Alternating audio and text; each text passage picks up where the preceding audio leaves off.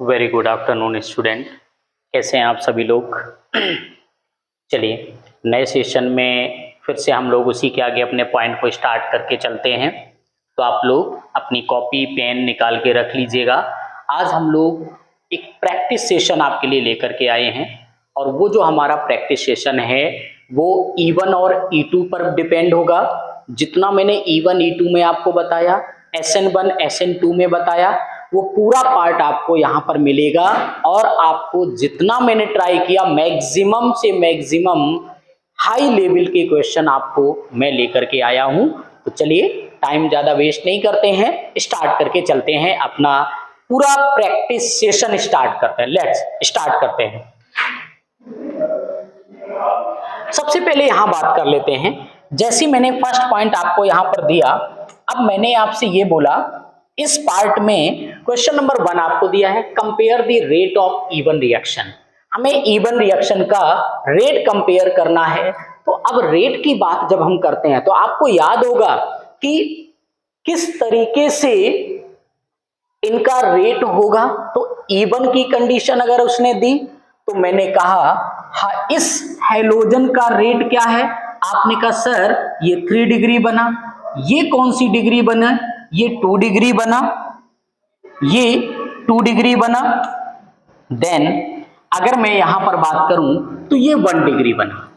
जब आप रेट की बात करते हो तो रेट ये कहता है कि हायर डिग्री का जो Rx होगा वो हायर होता है देन 2 डिग्री देन 1 डिग्री। अगर ये कंडीशन है तो मेरा आंसर क्या होगा? 3 डिग्री सबसे ग्रेटर होगा, मतलब A होगा, देन आपका B होगा, देन आपका C होगा। तो आंसर क्या होगा?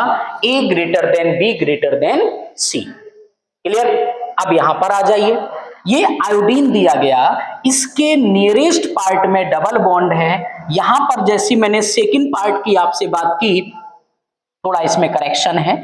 सेकंड पार्ट की मैंने आपसे बात की तो इसमें आपको यहां पर डबल बॉन्ड दिया गया है। अब आपसे मैं कहता हूं अगर इसका डबल बॉन्ड इससे डिस्टेंस पर है, अब मैं आपसे कहता हूं इन दोनों के केस में बताओ किसका रेट सबसे ज्यादा होगा, किसका रेट सबसे कम होगा। तो यहां पर भी आप बोलोगे कि जब हम रेट की बात करें तो आपका जो रेट आएगा इसका वो भी आपने कहा A greater than B, A greater than B होगा। यहां तक क्लियर हुआ? चलिए नेक्स्ट क्वेश्चन पर आते हैं। अब इसकी बात करो, आयोडीन, ब्रोमीन, क्लोरीन, फ्लोरीन। मैंने डायरेक्ट आपको फॉर्मेशन इसका दिया है, मैंने आपको डायरेक्ट इसका आंसर आपको निकाल करके दिया है कि सबसे ज्यादा रेट किसका होता है। तो आपने बोला कि जब हमने हैलोजन ग्रुप को पढ़ा तो हैलोजन ग्रुप में सबसे ज्यादा अगर रेट किसी का होता है तो वो Ri सबसे ज्यादा होता है, मतलब A ग्रेटर हुआ, फिर B का आ गया, फिर आपका C आता है और फिर आपका D आता है। ये इसका रेट हुआ। आप कहते ऐसा क्यों? तो आपको मैं याद दिलाऊं, मैंने आपको बोला होगा Ri ग्रेटर होगा Br से, ग्रेटर होगा Rcl, ग्रेटर होगा Rf। ऑलरेडी मैंने नोट किया है, आपके नोट्स में देखना। तो इसका रेट क्या हो जाएगा? A greater than B greater than C greater than D। अब यहां पर आ जाओ, इसको देखने पर आपके माइंड में आता होगा क्या आएगा? आप याद करो, मैंने आपको बताया था कि जिसमें क्लोरीन अटैच हो, जिसमें हैलोजन अटैच हो, देन अगर वो फॉर्मेशन ऐसा पड़ करता है तो आपको मैंने कहा था कि ये क्यों होता है? ये अनस्टेबल होता है। कैसा होता है? ये अनस्टेबल बनता है। अगर ये अनस्टेबल बना तो इसमें रूल कौन सा बनता है? मेन तो इसका रूल होता है, बताइए। तो आपने कहा एक आपने रूल मैंने आपको बताया था, ब्रेड्स रूल बताया था। तो ब्रेड्स रूल से ये क्या होगा? अनस्टेबल कंपाउंड आपका बनेगा। अगर ये अनस्टेबल कंपाउंड बन गया तो आपने कहा कि सबसे ज्यादा रेट फिर किसका होगा? बी आपका स्टेबल है तो रेट देगा, उसके बाद ए देगा, तो आंसर हो गया be greater than A. Clear है ना? फास्ट करके चलें, ज्यादा टाइम नहीं, फास्ट करें। सारे पॉइंट आपके नोट्स पर डिपेंड हैं, हर क्वेश्चन का आंसर वहां से आपको मिलेगा। चलिए अगली शीट पर आते हैं। अब आप बताइए, आइडेंटिफाई द प्रोडक्ट, मुझे प्रोडक्ट बताना पड़ेगा, कौन सा क्या प्रोडक्ट बनेगा। आपको 20 सेकेंड का टाइम आपको मैं दे रहा हूं, फास्ट कीजिए, पहले फर्स्ट नंबर को सॉल्व कीजिए, क्या होगा फर्स्ट में।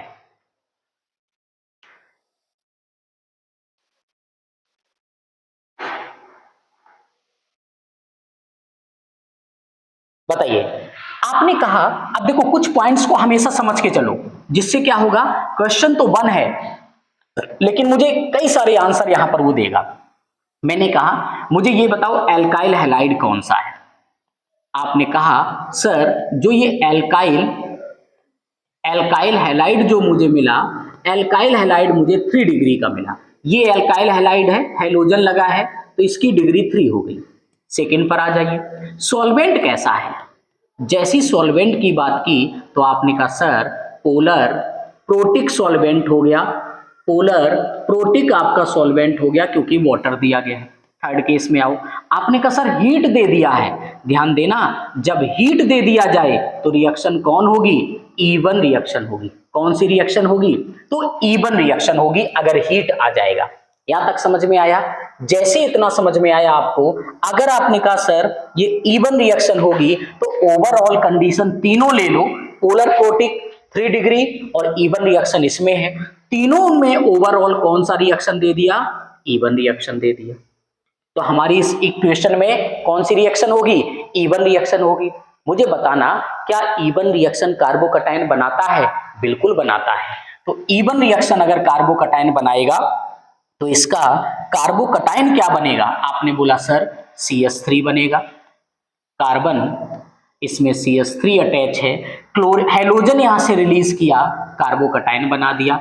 इसके आगे जो फॉर्मेशन है CH2 CH3 उसको आपने दिया।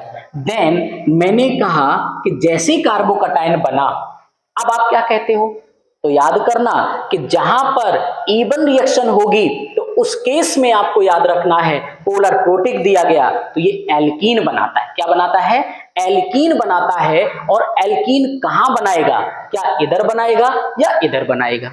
जिस तरफ स्टेबिलिटी ज्यादा होगी, मोर स्टेबल फॉर्मेशन होगा तो एल्कीन आपका उस तरफ बनाएगा, वो आपका मेन प्रोडक्ट एल्कीन का बनेगा। वो प्रोडक्ट क्या होगा, यहां से बीटा से वो हाइड्रोजन रिलीज कराएगा, यहां से क्या होगा, हाइड्रोजन रिलीज होगा। तो हमारा प्रोडक्ट क्या बनेगा, CH3 सिंगल बॉन्ड कार्बन, इसमें CH3 अटैच है, ये डबल बॉन्ड हुआ क्योंकि यहां से उसने हाइड्रोजन को रिलीज किया, CH और देन आ गया CH3। तो इस तरीके से जब आपको प्रोडक्ट बनाना है तो आपको ये पार्ट याद रखने पड़ेंगे कि कैसे वो एल्कीन बना करके आपको देगा। इतना समझ में आया। इवन रिएक्शन है तो एल्कीन बनेगा, SN1 होता तो यहां का जो न्यूक्लियोफाइल होता वो अटैच हो जाता। समझ में आ गया। सेकंड क्वेश्चन को मैंने आपको दिया, अब मुझे आप यहां पर बताइए क्या करेंगे आप, कैसे इसका आंसर आप बताएंगे। पहले तो सारी कंडीशन याद रखो। पहले नंबर पे बताओ ये एल्काइल हैलाइड कैसा है, आपने कहा ब्रोमीन लगा है, तो एल्काइल हैलाइड कैसा है। आपने कहा सर ये जो एल्काइल हैलाइड मुझे मिला तो एल्काइल हैलाइड 3 डिग्री का मिला, करेक्ट हुआ। सॉल्वेंट कैसा है, तो आपने कहा सर सॉल्वेंट जो मिला ये पोलर प्रोटिक सॉल्वेंट मिल गया, ये भी क्लियर हुआ। आपसे मैंने बोला टेम्परेचर कैसा है, सी नंबर। मैंने कहा टेम्परेचर कितना है, तो आपने कहा सर ये 15 डिग्री दिया गया है, तो भाई जहां पर टेम्परेचर 25 से कम होता है 3 डिग्री होगा, पोलर प्रोटिक होगा, तो उसमें कौन सी रिएक्शन होती है, उसमें कौन सी रिएक्शन होती है, SN1 रिएक्शन होती है। आप समझ में आया। सारे पॉइंट हमें ऑलरेडी आपको दे चुके हैं, उन्हीं पर पूरा डिपेंड होगा। कौन सी रिएक्शन होगी, SN1 रिएक्शन होगी। अब मैंने आपको 10 सेकेंड दिया, अब मुझे बताओ SN1 से प्रोडक्ट क्या बनेगा, फास्ट बताइए,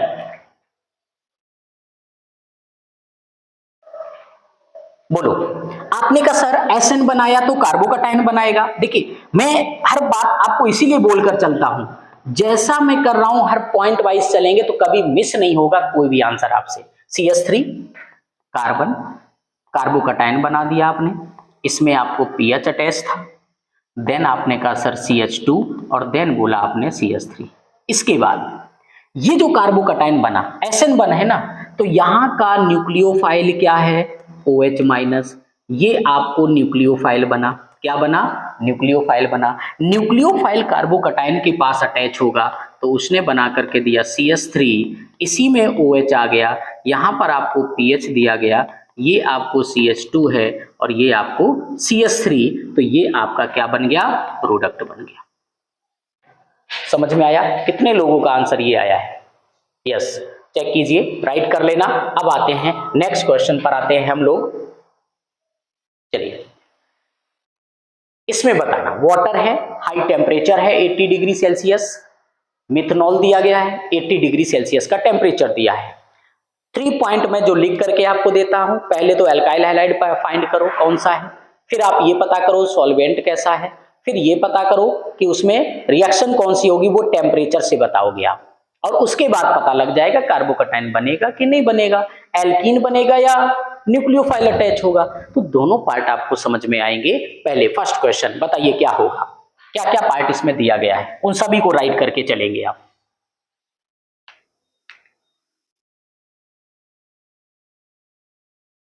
बताइए, आपने कहा सर, अब देखो मैं फिर से पॉइंट लिख रहा हूं, आपको आंसर देना है। मुझे बताइए कि यहां पर जो एल्काइल हैलाइड है वो कौन सी डिग्री है, तो आपने कहा सर ये एल्काइल हैलाइड ने मुझे 3 डिग्री दिया, करेक्ट हुआ। सेकंड, मुझे सॉल्वेंट बताओ, तो आपने कहा सर जो सॉल्वेंट होगा वो पोलर प्रोटिक सॉल्वेंट हो गया। आपने फिर से कहा कि सर मुझे टेम्परेचर बताइए, तो आपने कहा सर टेम्परेचर हो गया, हाई टेम्परेचर है, कैसा टेम्परेचर है, हाई है, और 80 डिग्री सेल्सियस है। याद करना, ग्रेटर देन 50 डिग्री सेल्सियस कौन सी रिएक्शन होती है, इवन रिएक्शन होती है। अगर भाई मेरे इवन रिएक्शन हो गई तो बताओ क्या बनाएगा, कार्बोकटायन बनाएगा। कार्बोकटायन क्या बनेगा आपका, CH3C। यहां पर आपको फॉर्मेशन हुआ कार्बोकटायन का, इसमें एक pH अटैच है, देन आपने CH2 राइट किया, देन आपने CH3 लिख दिया। जैसे कार्बोकटायन बना, आपने कहा बीटा से जिधर आपको हाई एल्काइल ग्रुप अटैच है, एल्काइल फॉर्मेशन है, वहां से एल्कीन बनेगा। तो आपने कहा मोर स्टेबल कहाँ होगा, तो मोर स्टेबल आपका जो फॉर्मेशन होगा वो ये होगा, ये CH हो गया और ये CH3 हो गया। आ गया समझ में? इस तरीके से मेन प्रोडक्ट बनाओगे आप। क्लियर?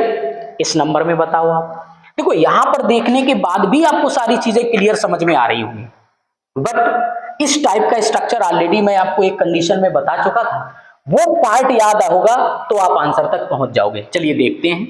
आपने कहा पहले एल्काइल हैलाइड बताओ, एल्काइल हैलाइड बताइए, तो आपने कहा सर एल्काइल हैलाइड मुझे 3 डिग्री दे दिया, very good.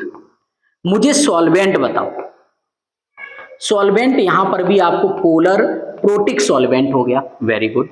Third number, temperature मुझे बताइए, तो आपने कहा सर टेम्परेचर में आंसर आपने दिया हाई है, क्योंकि 80 डिग्री दिया गया। इसका मतलब हमें रिएक्शन कौन सी फिर होगी, E1 रिएक्शन आपकी होगी। यहां तक तो आप समझ गए। अब आते हैं ऊपर प्रोडक्ट में।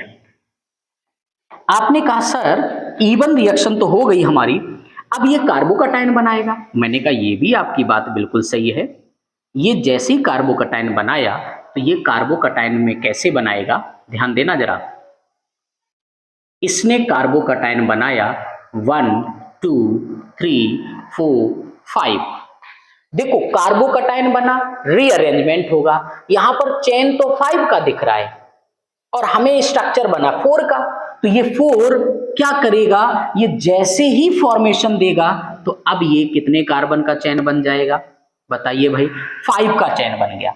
जैसे 5 का बना तो इस देखो 2 3 को ब्रेक किया, 1 2 को ऐड कर दिया, 2 3 को ब्रेक किया, 1 2 को ऐड कर दिया, तो ये है 1, ये है 2, यहां पर आपको बन गया कार्बोकटायन, ये 3 4 5 हो गया। इतना क्लियर हुआ। अब आपने कहा कि सर जैसे मैंने ये 5 का चेन बनाया, इसके पास एक इधर देखो, ये तो कार्बोकटायन, देखो ये तो चेन में चला गया, ये बॉन्ड क्या होगा, अब देखना ध्यान से, यहीं पर तो मेन फॉर्मेशन आपको समझ में आएगा कि ये जब भी फॉर्मेशन आपको करके देगा तो वो किस तरीके से फॉर्मेशन करेगा। देखो यहां पर थोड़ा मिस्टेक हुआ आपसे ना, हाइड्रोजन हटाया तो ये 1 मिथाइल यहां पर नहीं होगा, इसको तो मैंने मिथाइल दे दिया है, तभी मैं बोलूं ये हो क्या रहा है। यस, जैसे यहां पर आप आए तो आपने कहा जब ये 1 2 जो था इस चेन में आ गया तो केवल ये 2 मिथाइल बचे, वो यहां पर आ गए। अब समझ में इतना आया कैसे हम साइक्लिक को कन्वर्ट करते, रीअरेंजमेंट कैसे करते हैं, इतना समझ में आ गया। मुझे बताइए इसके बाद अब ये फॉर्मेशन क्या करेगा। मैंने और भी कई सारे क्वेश्चन आपको बताए हैं, इससे पहले भी बताए हैं। वो क्या बताया, अब ये मिथाइल ग्रुप आपका क्या होता है, मिथाइल ग्रुप शिफ्टिंग होती है। किसकी शिफ्टिंग होती है, मिथाइल ग्रुप की शिफ्टिंग होती है। जैसे आपने ऐसे और भी स्ट्रक्चर आपको कराए हैं, मिथाइल ग्रुप की शिफ्टिंग हुई, यहां से 1 मिथाइल आया, वो सेकंड नंबर पर मिथाइल आ गया। कार्बोकटाइन कहां जाता है, वो इस नंबर पर आ जाता है। जैसे ये कार्बोकटाइन बना, अब आपने कहा सर जब ये इवन रिएक्शन किया तो इवन रिएक्शन से फॉर्मेशन क्या होगा, तो उसने फिर ये कह दिया, उसने ये बोला कि इन दोनों के बीच, देखो अब हमेशा याद रखना लॉन्ग चेन का फॉर्मेशन कैसे होगा, तो उसमें आपको सिंपल याद रखना है कि सर इन दोनों के बीच जो 1 हाइड्रोजन है वो हाइड्रोजन वहां से दूसरी जगह से डिस्प्लेस हो जाएगा, ये आपको आ गया। आपने कहा सर इसके पास तो हाइड्रोजन है नहीं, यहां पर जो हाइड्रोजन है वो दोनों हाइड्रोजन निकल गए और उसने क्या बना दिया, एल्कीन बना दिया, जो आपको फाइनल प्रोडक्ट याद रखना है। क्लियर है ना। इस टाइप का स्ट्रक्चर मैं आपको कई बार आपको दे चुका हूं, बहुत इंपॉर्टेंट क्वेश्चन है। आपको ऐसे क्वेश्चन को आप बार बार ट्राई करेंगे क्योंकि हमेशा एग्जामों में वो क्वेश्चन आपसे पुटअप किए जाते हैं, नीट हो गया या अदर एग्जाम हो गए, तो उनमें आपको ऐसे क्वेश्चन दिए जाते हैं जहां माइंड में थोड़ा कंफ्यूजन तो हो। डायरेक्ट आंसर वाले क्वेश्चन होते हैं बट लिमिटेड में होते हैं। क्लियर है ना इतना। चलिए इसके बाद आते हैं नेक्स्ट पॉइंट पर, अगले क्वेश्चन पर चलते हैं। अब बताओ compare rate of E2 reaction. अब E2 रिएक्शन आ गई तो E2 रिएक्शन का मुझे अब रेट बताइए, E2 रिएक्शन का रेट क्या होगा, कैसे हम E2 रिएक्शन को कंपेयर करके देंगे, बताइए। क्लोरीन क्लोरीन का फॉर्मेशन दिया गया है, अगर मैं इसकी बात करूं तो ये तो आपको 3 डिग्री बना रहा है, इसकी बात करूं ये 2 डिग्री बन रहा है, इसकी बात करूं तो ये 1 डिग्री का एल्काइल हैलाइड है। अब रेट के बारे में पूछा गया आपसे, मुझे बताना कि जो E2 फॉर्मेशन था उसमें रेट का मैंने ऑर्डर आपको क्या दिया था, बताइए क्या रेट ऑर्डर था। वहां पर भी 3 डिग्री था तो पहले ए नंबर आएगा, पहले कौन सा नंबर आएगा, आपने कहा ए आएगा, ग्रेटर होगा बी से, ग्रेटर होगा सी से, ये आपका आंसर हो गया। क्योंकि E2 में भी E2 रेट भी मैंने आपको बताया था, तो मैंने ऐसे ही लिखा था 3 degree RX greater than 2 degree RX greater than 1 degree RX, ऐसा था ना आपके पास, उसी पार्ट पर आपको आंसर दिया। आ जाइए सेकंड पॉइंट में, इस पर, इसमें भी E2 का रेट कंपेयर कराना है। बताइए E2 का रेट कैसा होगा। पहले हम आपको डिग्री देते हैं, इसकी डिग्री क्या है, 1 इधर अटैच है, 1 इधर अटैच है और 1 इधर अटैच है, तो आपने कहा 3 और अटैच हो गए तो 3 डिग्री बन गया। इसकी डिग्री क्या है, 1 इधर है 1 इधर है, तो ये 2 डिग्री बन गया। आप बता दो, देखकर ही आप बता दोगे A ग्रेटर देन B होगा। Clear, higher degree more rate than lower degree. It's clear, यहां तक क्लियर है ना। चलिए यहां तक अगर आपको समझ में आया, अब मैं आपके माइंड को चेक करता हूं, देखता हूं कैसे आप फॉर्मेशन करके दोगे, और भी लेवल में आपको हाई करके जाता हूं। यहां पर आप बताना मुझे क्या कर सकते हैं इसमें, बोलो। सबसे पहला काम डिग्री को फाइंड करना, इसकी डिग्री क्या होगी, तो आपने कहा सर इस कार्बन में हाइड्रोजन अटैच है तो 1 कार्बन इधर है 1 इधर है 1 इधर है, तो आपने कहा सर ये तो 3 डिग्री बन गया। गुड, ये कौन सी डिग्री है, आपने कहा सर ये तो 1 डिग्री बना। अब बताओ इसमें क्या होगा, भाई हायर डिग्री जब मोर रेट देता है तो A ग्रेटर देन B हो गया। वेरी सिंपल, यहां पर आ जाओ। ऐसा क्वेश्चन मैं ऑलरेडी अभी जस्ट पहले दिया था E1 में, E1 में मैं दे चुका हूं। अब वही सेम पार्ट आपको E2 में दिया है, यहां पर मुझे बताना इसका आंसर आप क्या बोलोगे। आपने कहा सर इस हैलोजन के पास नियरेस्ट डबल बॉन्ड है, यहां पर मोर डिस्टेंस में डबल बॉन्ड है, या मैं और दूसरे केस की बात करूं, इसकी डिग्री बताओ तो ये 2 डिग्री बनेगा, इसकी डिग्री बताओ 1 डिग्री बनेगा, तो ये हायर डिग्री हो गया, A ग्रेटर देन B हो गया। क्लियर? फैक्ट के साथ हर क्वेश्चन का जो आंसर आ रहा है उसका मैं फैक्ट भी आपको बता रहा हूं, रीजन भी बता रहा हूं कि किस वजह से ये आपका आंसर होगा। चलिए अगले क्वेश्चन पर चलते हैं। यस, अब यहां पर आ जाइए। आपने कहा इसमें हाइड्रोजन अटैच है, इसकी डिग्री बताओ पहले, 1 2 3, तो आपने कहा 3 डिग्री, 3 कार्बन अटैच होंगे तो 3 डिग्री हो गया। इसमें बताओ ये कार्बन में ब्रोमीन अटैच है, इससे केवल एक ही अटैच है तो ये 1 डिग्री बन गया। भाई इसमें क्या बोलोगे आप? अगर आपको ऐसा दिखाई दे दिया तो भी आप सिंपल बोल दोगे कि सर इसमें अगर फॉर्मेशन होगा तो भी A ग्रेटर देन B ही होगा। आ गया ना समझ में? अगले पार्ट में आ जाओ, 6 नंबर में आइए। इसमें आप कैसे बोलोगे, क्या बताओगे आप? आपने कहा सर पहले जिस कार्बन में ये हैलोजन लगा है उसकी डिग्री पता करो, 1 इधर है 1 इधर है 1 इधर है, तो हमने कहा ये तो 3 डिग्री बन गया। गुड। इसकी डिग्री बताओ, आपने कहा 1 इधर है 1 इधर कार्बन है, ये तो 2 डिग्री बन गया। अरे भाई जब डिग्री हायर मिल गई तो A ग्रेटर देन B भी मिल गया मुझे, और क्या बचा मेरे लिए? यहां तक क्लियर है ना? ज्यादा माइंड नहीं लगाना है। अगर आपको सारे पॉइंट क्लियर हैं, रीजन क्लियर हैं, तो आप आंसर तक पहुंच ही जाओगे, कभी डाउट नहीं होगा आपको। और मैं आपको हर एक फैक्ट विथ रीजन के साथ आपको इसलिए प्रैक्टिस कराता हूं, हर आंसर को देता हूं और क्लियर आंसर वो देता हूं जो ऑलरेडी मैंने उसकी प्रॉपर्टीज को पढ़ाया है। क्लियर है ना? चलिए अगले क्वेश्चन पर चलते हैं।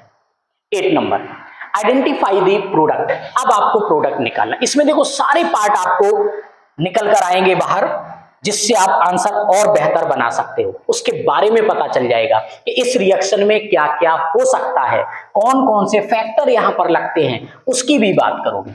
सबसे पहले केस जो प्रोडक्ट वाले में इससे पहले आपने काम किया था, बताओ पहला केस एल्काइल हैलाइड बताओ मुझे। एल्काइल हैलाइड बताइए, कौन सी डिग्री का एल्काइल हैलाइड है? आपने कहा सर इसमें 1 कार्बन 2 कार्बन 3 कार्बन, तो ये तो सर 3 डिग्री बन गया। बिल्कुल सही है, 3 डिग्री हो गया। सेकंड आ जाओ।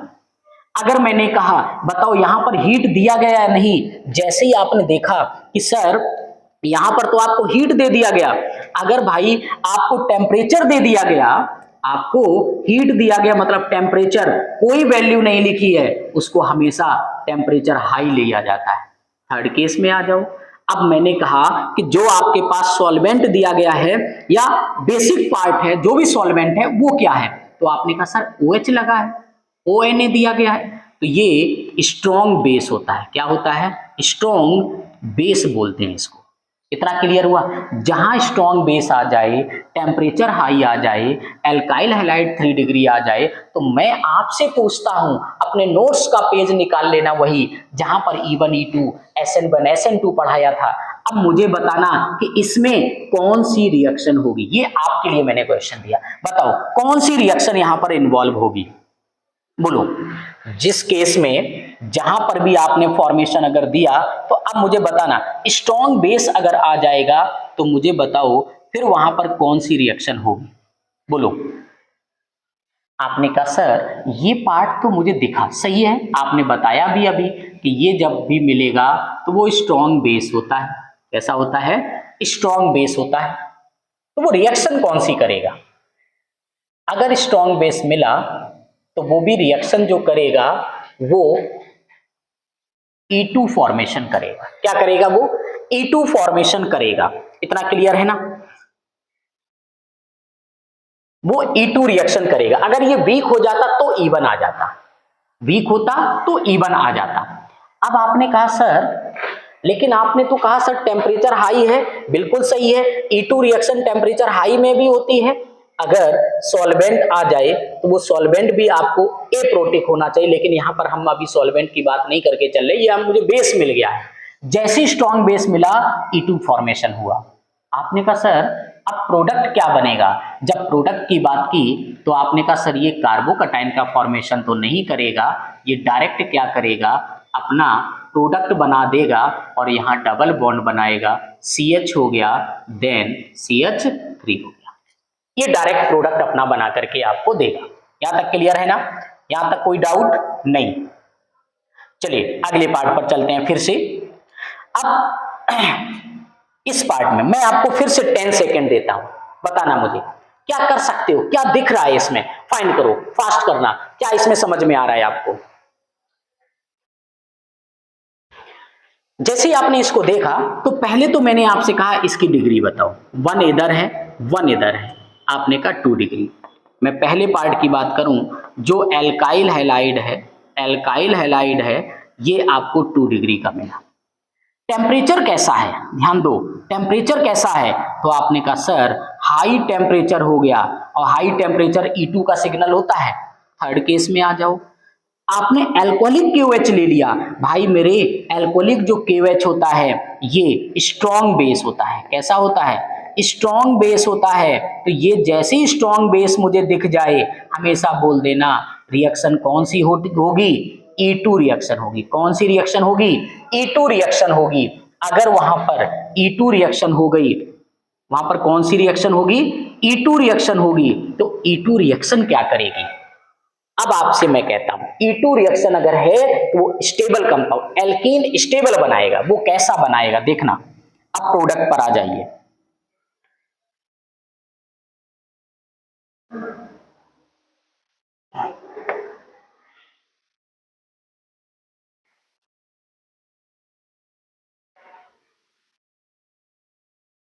मैंने कहा अगर ये E2 फॉर्मेशन दिया, ये E2 रिएक्शन हुई, तो आपने कहा सर यहां से ये हैलोजन डिस्प्लेस होगा, बोले तो बाहर होगा। यस, ऐसा केस बना। लेकिन इसके और इसके बीच में ही, दोनों के बीच स्टेबल फॉर्मेशन होगा, और वो स्टेबल आपका एल्कीन बनेगा। तो आपने कहा स्टेबल एल्कीन फॉर्म, ये स्टेबल एल्कीन फॉर्म, ये E2 का फॉर्मेशन हुआ। समझ में आया? इतना ध्यान रखना। अगर यहां तक समझ में आता रहेगा तो आपके माइंड में एक भी पॉइंट ऐसा नहीं होगा जो E1 E2 से आपसे स्लिप हो जाए, बट प्रैक्टिस में रखना है आपको। आगे बढ़े? यस, अगली सीट पर आते हैं। अब आप बताओ, देखने में तो अच्छा लग रहा है डायग्राम, आंसर भी उतना ही अच्छा आपसे आना चाहिए। CH3ONA, इसको देखा, माइंड में तुरंत आया स्ट्रॉन्ग बेस होगा। सेम CH3ONA देखा, माइंड में आया स्ट्रॉन्ग बेस होगा। अगर भाई मेरे स्ट्रॉन्ग बेस मुझे पता चल गया, तो मुझे बताइए वो रिएक्शन कौन सी करेगा। भाई जब स्ट्रॉन्ग बेस, ये कैसा है बेस, ये आपको जो मिला, ये स्ट्रॉन्ग बेस मिला। कैसा मिला? Strong base. अगर स्ट्रॉन्ग बेस मिला तो ये रिएक्शन कौन सी करेगा, तो आपने कहा सर ये E2 रिएक्शन करेगा। कौन सी रिएक्शन करेगा? E2 रिएक्शन करेगा। इधर भी देख लो, अगर ये आपको दिखा तो आपने कह दिया सर स्ट्रॉन्ग बेस है ये भी। अगर ये स्ट्रॉन्ग बेस है तो आपके माइंड में फिर से आ गया सर ये भी E2 रिएक्शन करेगा, करेगा ना, ये भी E2 रिएक्शन करेगा। अगर ये E2 रिएक्शन किया, आपने कहा सर अब दोनों के प्रोडक्ट क्या बनाएंगे। मैं अब आपको चांस दे रहा हूं, 10 सेकेंड का चांस है, आप मुझे इनके आंसर निकाल कर बताओ। फास्ट, डायरेक्ट आंसर आएगा, 1 स्टेप रिएक्शन होती है, 1 स्टेप में आंसर निकाल के बताओ क्या आंसर आएगा इसका, बताइए फास्ट।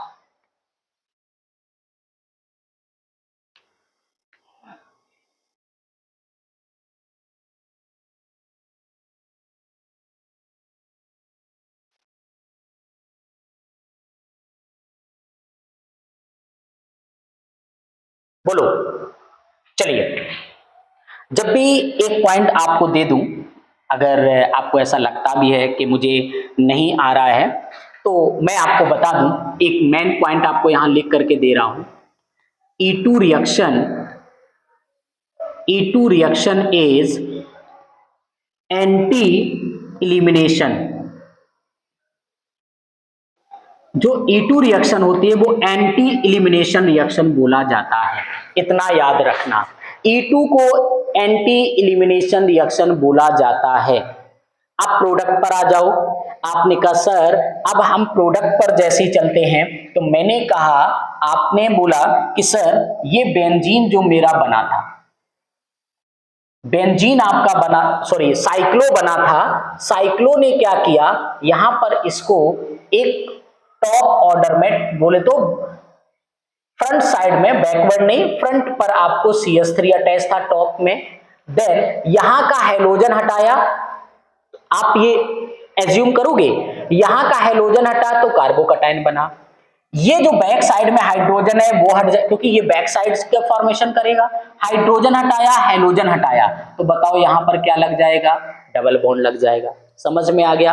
बहुत सिंपल लेके चलूंगा आपको, इधर आ जाओ।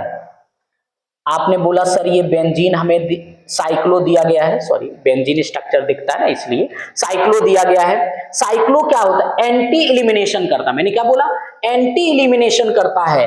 अगर एंटी एलिमिनेशन होगा तो हमारा जितना फॉर्मेशन होगा वो कहां पर होगा, इस जगह पर होगा। तो आपने कहा सर ये दिया गया वो एज इट इज आपको ऐसे ही रहेगा, क्योंकि एक्शन तो एक ही जगह पर हो सकता है।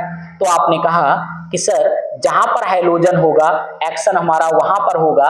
हाइड्रोजन यहां पर था तो एक तो ये हाइड्रोजन हट गया, एक तो ये हट गया, और सेकंड इसके पास जो हाइड्रोजन है उसने हाइड्रोजन हटा दिया। तो डबल बॉन्ड बताइए कहां पर आ गया, यहां पर आ गया।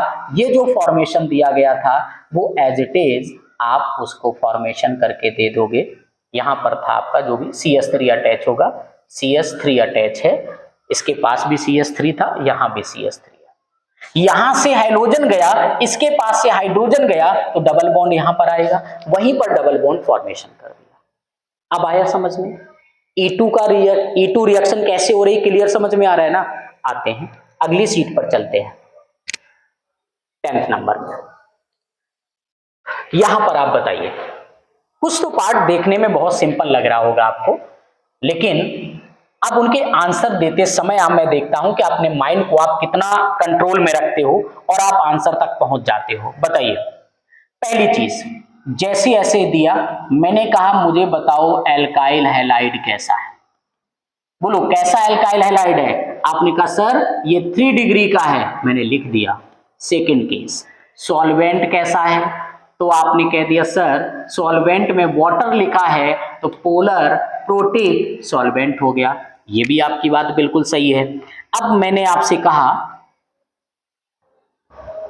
यहां पर आपको थोड़ा करेक्शन होगा, ये 100 डिग्री सेल्सियस दिया गया है।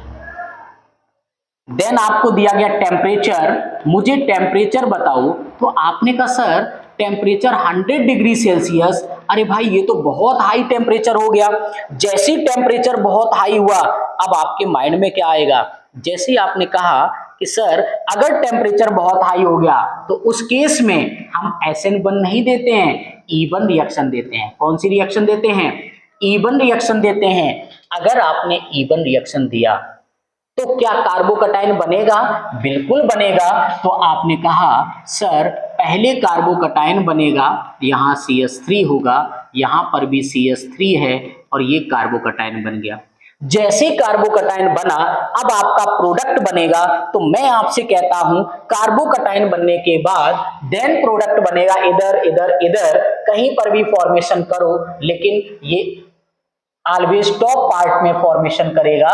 तो ये CH2 लगा दिया, यहां पर आपको CH3 हो गया और ये भी आपको CH3 दिया गया।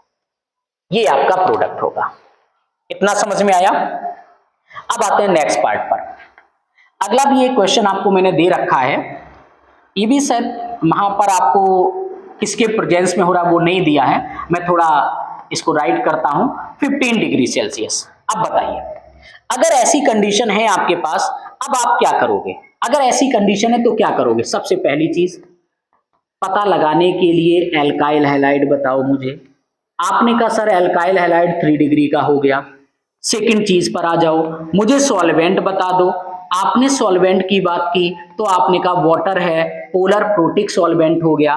मैंने कहा मुझे ये बता दो टेम्परेचर कैसा है, तो आपने कहा सर टेम्परेचर 15 डिग्री सेल्सियस है, बिलो 25 है। तो भाई मेरे जब ये टेम्परेचर बहुत लो होता है तो ऐसे केस में SN1 रिएक्शन होती है। SN1 रिएक्शन होती है। जैसे ही SN1 रिएक्शन हुई तो आपने कहा सर मुझे न्यूक्लियोफाइल चाहिए, तो भाई मेरे वाटर में OH माइनस न्यूक्लियोफाइल होता है, इसी को क्या कहते हो, न्यूक्लियोफाइल कहते हो। SN1 क्या करता है, कार्बोकटाइन बनाता है। जैसे इसने कार्बोकटाइन बनाया CH3 और यहां पर CH3, यहां से हैलोजन बाहर गया। जैसे ही कार्बोकटाइन बना, अब इस पर न्यूक्लियोफाइल का एक्शन होगा। जैसे ही न्यूक्लियोफाइल आया तो हमारा जो प्रोडक्ट बना वो OH लग गया, यहां पर CH3 रहेगा और इसका CH3 रहेगा। इतना समझ में आ गया, ये हमारा फाइनल प्रोडक्ट हो गया। इससे बेहतर आपको क्या दूं बताइए, इससे बेहतर आपको मिल भी नहीं सकता है, इससे इजी आपको मिल नहीं सकता है। जो देखने के बाद, पॉइंट निकालने के बाद सारे आंसर आपके माइंड में आते हैं। क्लियर हुआ इतना? चलिए 1 शीट और आपके लिए,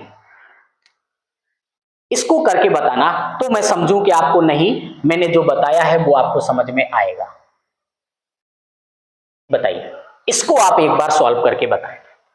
ये आंसर मैं आपके ऊपर छोड़ना चाहूंगा, इसका आंसर मुझे आप बताएं, आप मुझे निकाल के बताएं इसका आंसर क्या आएगा, कौन सी रिएक्शन होगी, क्या करेगा।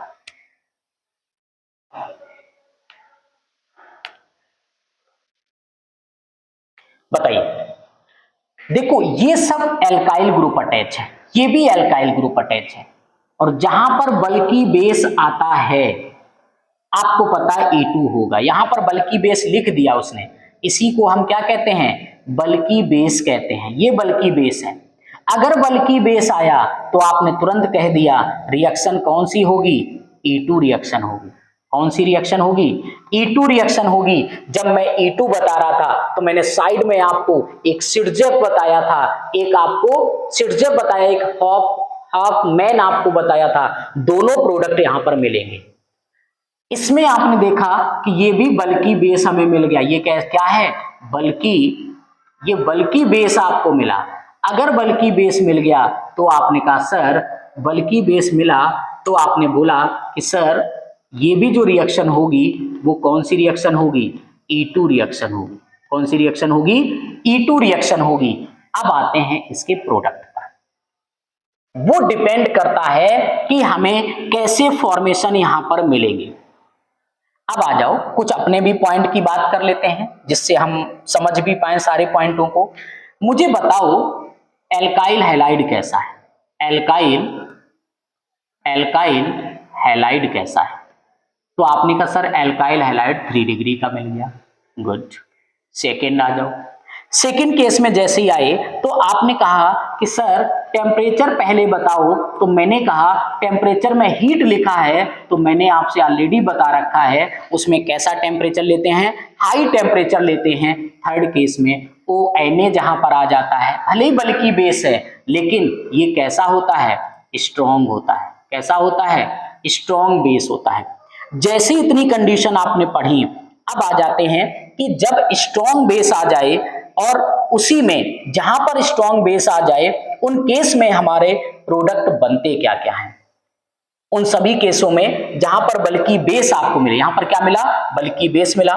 बल्कि बेस जब मिलता है तो हॉफमैन एल्कीन का जो प्रोडक्ट बनेगा वो मेजर बनेगा और स्टेबल एल्कीन ही बनाता है। ये कौन सा केस करेगा, ये हाई टेम्परेचर मिल जाए, स्ट्रॉन्ग बेस मिल जाए और बल्कि वाला जब बेस मिलता है, बल्कि बेस ना हो तो सिटजेफ रूल फॉलो करता है। सिटजेफ का हाई स्टेबल एल्कीन मिलेगा, लेकिन जब बल्कि बनाता है तो ये क्या बनाता है, Hofmann product is major. Hofmann जो प्रोडक्ट बनेगा वो मेजर बनेगा और वो भी क्या होगा, मेजर एल्कीन होगा। मेजर एल्कीन होगा, मेजर एल्कीन बनता है। अब हाफमैन क्या होता है, हाफमैन जब भी बनाता है जिधर बल्कि कम होता है, जिधर कम कार्बन अटैच होते हैं उसका एल्कीन बनाता है। तो यहां पर इस पार्ट का हैलोजन हटेगा, यहां पर डबल बॉन्ड आ जाएगा क्योंकि इधर 2 कार्बन का चैन, इधर लेस नंबर ऑफ कार्बन है। तो आपने कहा सर प्रोडक्ट बना हमारा CH2, प्रोडक्ट बना CH2, यहां का हाइड्रोजन जाएगा डबल बॉन्ड आ जाएगा, इसके पास CH3 आ गया, यहाँ पर CH2 आया, देन आपका CH3। ये हॉफमैन का मेजर प्रोडक्ट आपको बन करके मिलेगा। इतना क्लियर समझ में आया? इस केस में जब आप आए, यहां पर भी आपको E2 मिला, यहां पर भी आपको E2 रिएक्शन मिला, लेकिन जैसे ही आपने कहा E2 रिएक्शन तो मिला मुझे, लेकिन इसके भी कंडीशन देख लो। पहला, मुझे एल्काइल हैलाइड बताओ। सेम टाइप से आंसर दूंगा आपको। आपने कहा सर ये तो 2 डिग्री है, ये 2 डिग्री हो गया, कोई बात नहीं। मैंने कहा टेम्परेचर देखो, तो आपने कहा सर केवल हीट लिखा है, तो मैंने कहा टेम्परेचर कैसा लिखोगे, हाई टेम्परेचर हो गया। थर्ड केस में आ जाओ, ये बेस आपको दिया गया, तो ये कैसा बेस होता है, स्ट्रॉन्ग बेस होता है। कैसा बेस होता है, स्ट्रॉन्ग बेस होता है। इन तीनों कंडीशन की वजह से रिएक्शन कौन सी होगी, E2 रिएक्शन होगी। अगर E2 रिएक्शन हुई तो ये रूल क्या करता है, अगर E2 रिएक्शन हुई तो आपने कहा कि सर ये हाफमैन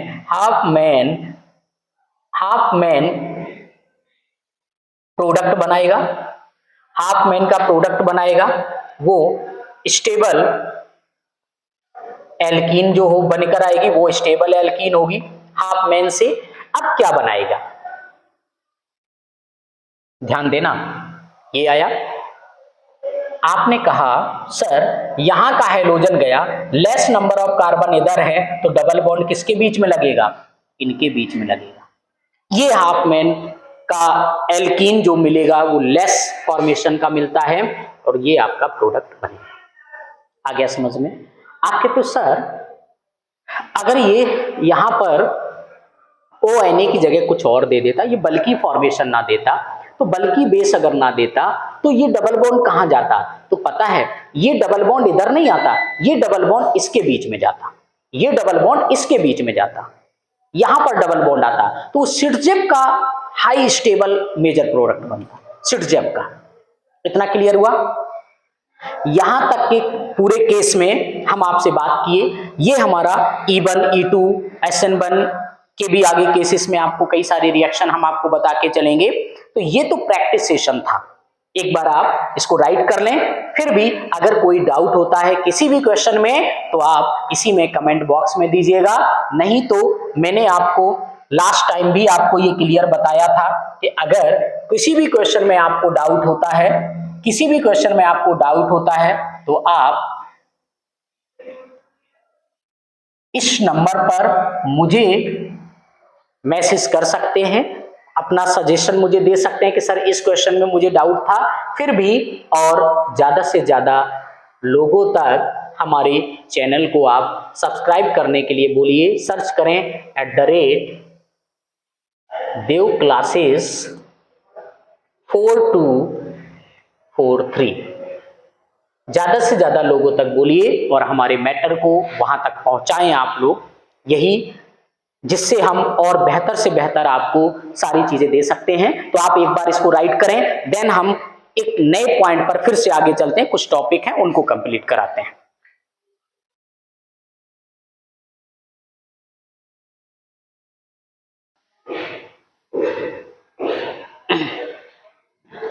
यहां तक कंप्लीट हुआ, तो आपसे लास्ट में फिर भी मुझे यही आपसे कहना है कि एक दिन पढ़ाई टालने की वजह से आप अपने मंजिल से 10 कदम पीछे चले जाएंगे। एक दिन पढ़ाई टालने की वजह से आप अपनी मंजिल से 10 कदम पीछे चले जाएंगे, क्योंकि आपके मंजिल को पाने के लिए लाखों लोग दिन रात मेहनत कर रहे हैं। क्लियर? आप भी समय को यूटिलाइज करो, समय को प्रेफरेंस दो और अपने उस टाइम को ऐसे यूटिलाइज करो कि जिससे हम अपने टारगेट के पास पहुंच सकें। Thank you, have a nice day, all the best.